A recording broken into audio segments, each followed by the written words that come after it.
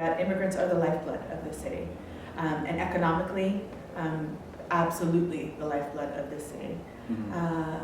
Our small business community is amazingly robust, and nearly 50% of our small businesses are actually immigrant-owned. And in some sectors, it's a much higher percentage. 45% of our labor market in New York City are immigrants. Really? So, you know, what is their impact? What is their impression? It's tremendous. It is, you cannot buy coffee or get a shirt cleaned or have a delicious meal without an immigrant being very much a part of that experience.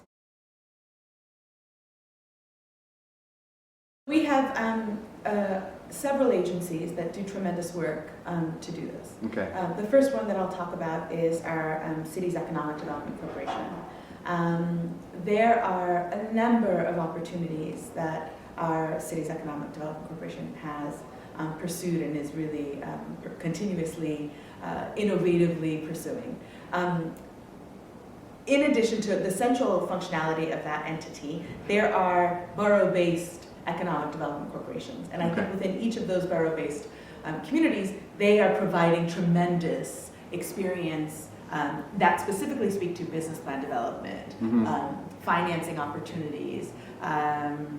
You know, in Queens, for example, we've got an incredibly successful Queens Economic Development Corporation, which actually has set up an incubator kitchen, right? So for immigrant entrepreneurs. I was there at the on that event a couple of weeks ago. There you go. Yeah. For individuals, not specifically to immigrants, but largely because of the food manufacturing in the city.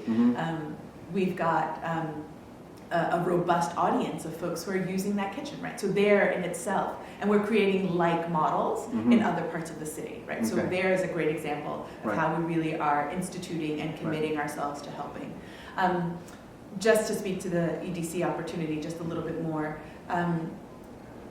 we have very much realized that immigrants in this city are setting up businesses and are establishing themselves in record numbers of ways, but also in record numbers. Right.